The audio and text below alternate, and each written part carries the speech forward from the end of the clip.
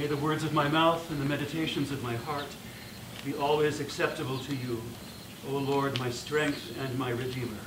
Amen.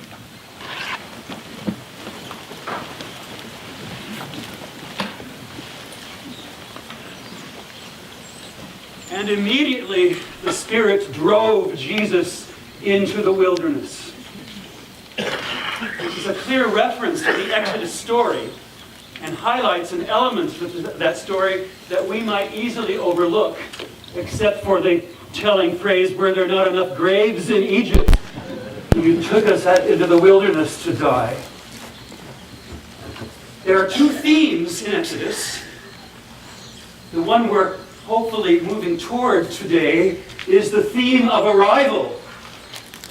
But the theme that we're at right now is the theme about being driven out and not being able to go back.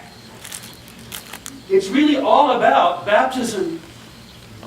In our tradition, we baptize babies to remind ourselves that it's not our doing but God's.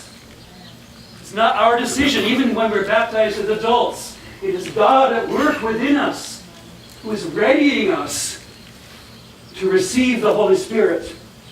And there's no going back. That's the scary part of it. So here we are, gathered today, finding our way into the Exodus story. Most of us driving through pretty thick fog, by the way. Here we are, first of all, recognizing that there's no way back. We can only go forward. The fact that we're all here today is so wonderful to see you all. And to see actually a lot of faces that are unfamiliar to me, so that's a sign of the Holy Spirit at work. That we're all here is a sign that we intend to move forward. We intend to be courageous. We intend to place ourselves trustingly in God's hands. But it's hard to admit that we can't go back just in case. There's a wonderful Jewish midrash related to the Exodus story. It's about when the Israelites arrive at the foot of Mount Sinai. Sometimes it's called Mount Horeb, as you know, same thing. And the Hebrew text actually says, the people of Israel stood beneath the mountain. And we all know what that means. It means they were surrounding it. They were near to it. But the rabbis always take every word of Scripture seriously. Every word. So the Midrash, or the commentary on that passage, they stood beneath the mountain. They say, well, that means that God picked up the mountain and placed it right over the people. And God said to the people, you're free to go back or to go forward. And if you choose to go back, I'm going to drop this mountain on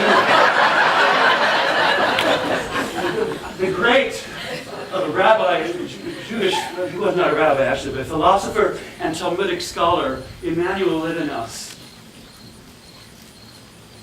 wrote a book based on that midrash, and he entitled it Difficult Freedom. Freedom for those who follow God is never easy. It's not only because our freedom leads us into hard places, but it's also because our freedom depends on our belonging to God. We're free in the world because we accept the lordship of God in Christ. Amen. Yes. So that's what we're about today. We're about accepting freedom from the things that separate us from our capacity to witness to the power and grace and mercy of God in Jesus Christ. That's what I think God is calling the church to in this difficult time.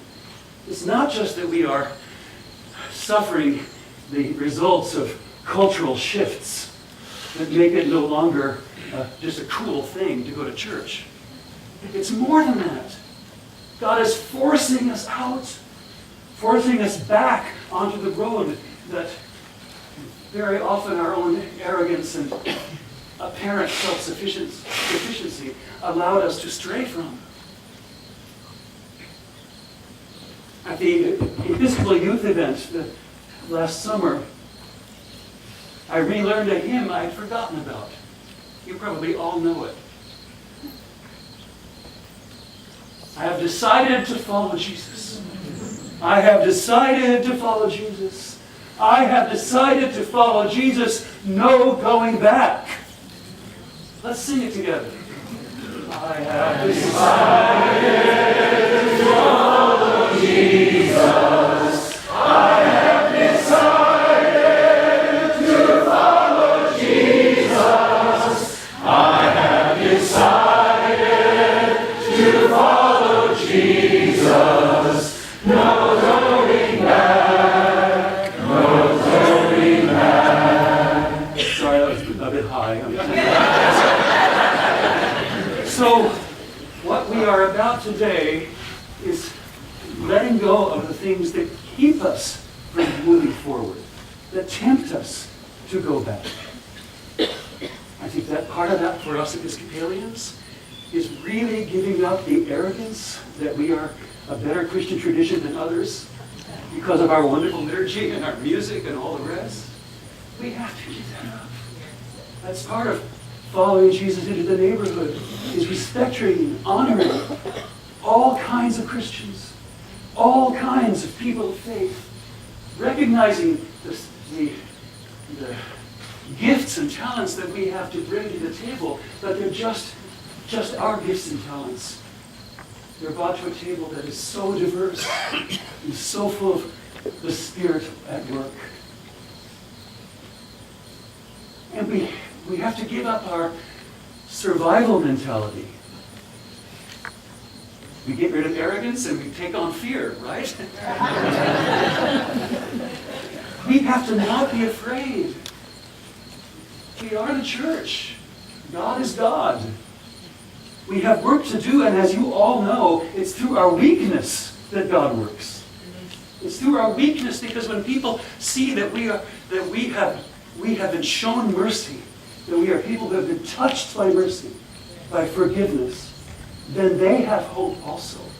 They look on us and they see that God is not a God of judgment only, but of mercy. Amen. Not only of wrath, but of forgiveness. So my hope for me and for you this day is that we will be renewed in our commitment to moving forward, not on our own initiative, but as followers of the God of our Lord and Savior, Jesus Christ. Thank you all for Amen. Amen.